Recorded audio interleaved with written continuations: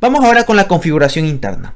Para nosotros, al realizar un corte coronal del riñón, lo que podemos observar es una gran cavidad conocida como el seno renal, y podemos observar la corteza y la médula, que vamos a describir a continuación, empezando a hablar del seno renal.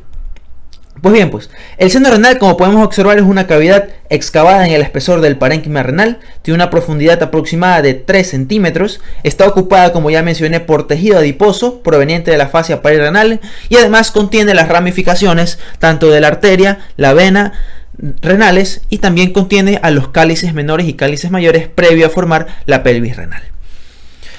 Si nosotros resecamos todo el contenido del seno renal, si sacamos la grasa, si sacamos arterias, venas y las cálices, lo que vamos a poder observar es una superficie un tanto irregular, ¿sí? Formada por salientes cónicas conocidas como papilas renales.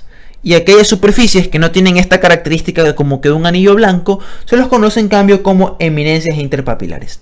Vamos a describir a continuación estas estructuras para saber a qué corresponde. Las papilas renales son unas eminencias cónicas, ¿sí? Que vendrían a ser las que nosotros podremos observar por acá, estas eminencias que están aquí, ¿sí? Son unas eminencias cónicas de más o menos de 4 a 10 milímetros de altura, que representan el vértice de las pirámides renales. Sí, estas papilas renales pueden ser simples, es decir, puede presentarse una sola, o pueden ser compuestas, por así decirlo, o bifoliadas, es decir, que su vértice se encuentra bifurcado. En el vértice de la papila renal nosotros podemos observar que es redondeado y se encuentra perforado por pequeños orificios visibles. ¿Sí? Aquí se encuentran estos de aquí, estos orificios de aquí, que en conjunto forman lo que se conoce como el área cribosa. Si nosotros le hacemos suma a esta parte, lo que podemos observar es lo de acá, ¿sí? El vértice de la papila renal se lo conoce como área cribosa, que contiene de alrededor de 10 a 20 orificios, que corresponde a la desembocadura de los túbulos colectores del riñón. En cuanto a las eminencias interpapilares, que son estas de acá, que son eminencias redondeadas también, estas de aquí se diferencian de las papilas renales porque carecen de área cribosa, ¿sí? Y es que estas además corresponden a las columnas renales de Bertin, que las veremos más adelante, que son proyecciones de la corteza que alcanzan el seno renal.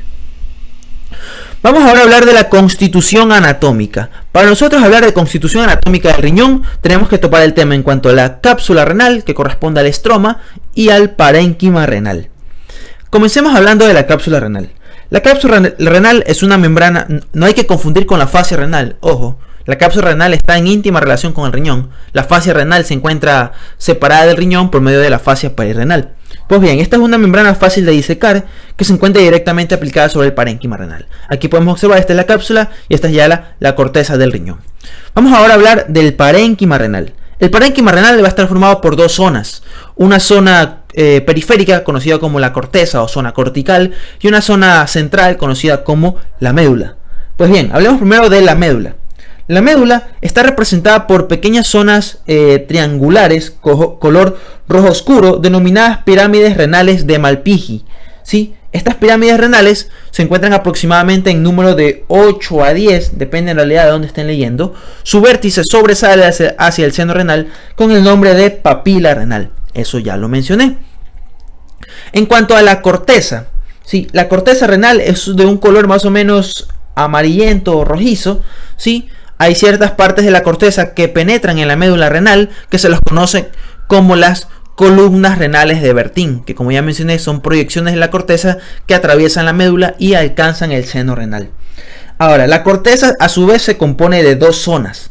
Una zona radiada, que es la que podemos observar aquí. Si todo esto corresponde a la corteza, acá abajo ya es la médula. La corteza posee una zona radiada, que es de aspecto estriado, al igual que en las pirámides renales. Esto es lo que se conoce como los radios medulares de Ludwig, ¿sí? O pirámides de Ferrein. Mucho ojo con ese detalle. Mientras que la otra zona que posee la corteza es la zona contorneada, conocida también como laberinto cortical, que es una zona que tiene aspecto granular, ya que corresponde a la presencia de los corpúsculos renales a este nivel.